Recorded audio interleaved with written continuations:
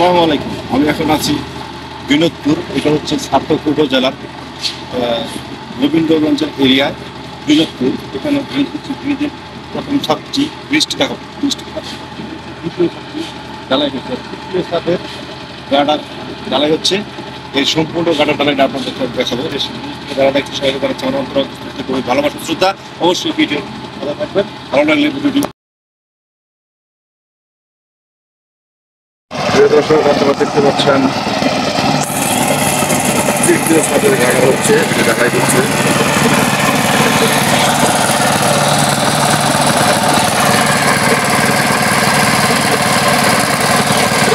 কি ভাই ঢালাই দিচ্ছেন?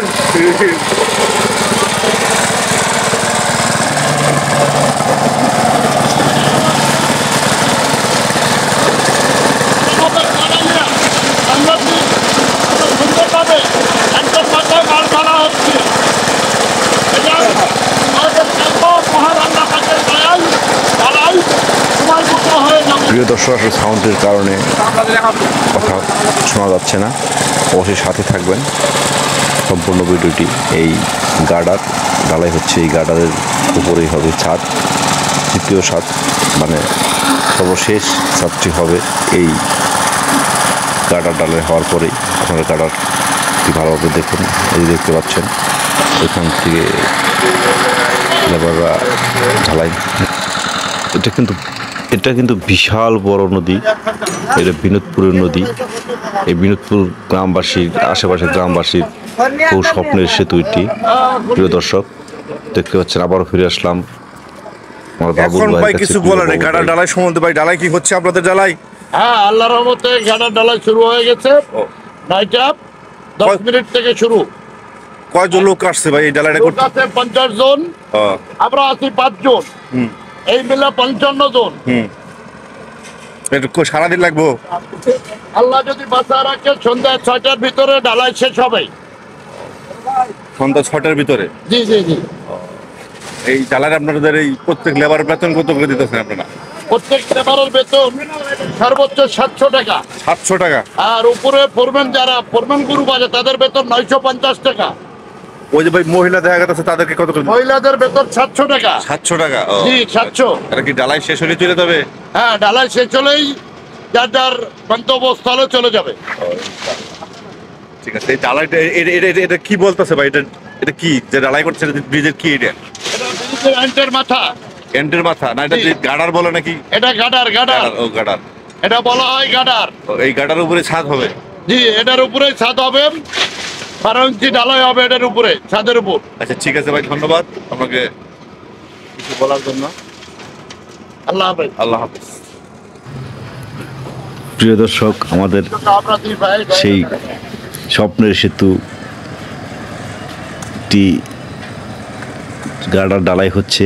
এখানে আছে আমার প্রাণপ্রিয় বাবুল ভাই। এই বাবুল ভাই এই সাইটটি চালাচ্ছে, এই গার্ডারের তিনি কন্ট্রাক্টর।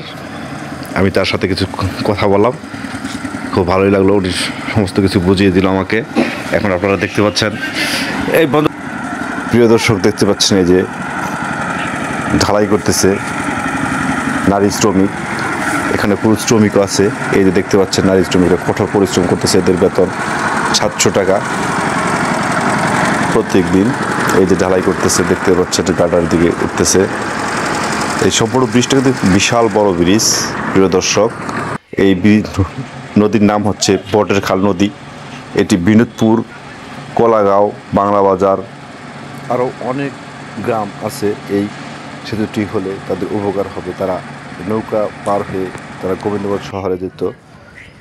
তাই এই ব্রিজটা হওয়াতে এদের অনেক উপকৃত হবে এরা, এই গ্রামবাসী। প্রিয় দর্শক দেখতে পাচ্ছেন যে গাডারের এই গাডার এরকম 4টি গাডার হবে। এই 4টি গাডারের উপরে হবে ছাদ। এই ছাদটি হলেই 3য় নাম্বার ছাদ, মানে সর্বশেষ ছাদটি ঢালাই হবে। তারপরেই এইসব গ্রামের মানুষ এই নদীর উপর দিয়ে ব্রিজ দিয়ে শহরে যেতে পারবে। যদিও এটা সিলেটের বিনোদপুর, সিলেটকে বলা হয় দ্বিতীয় লন্ডন। এটা সিলেটের প্রত্যন্ত গ্রামাঞ্চল।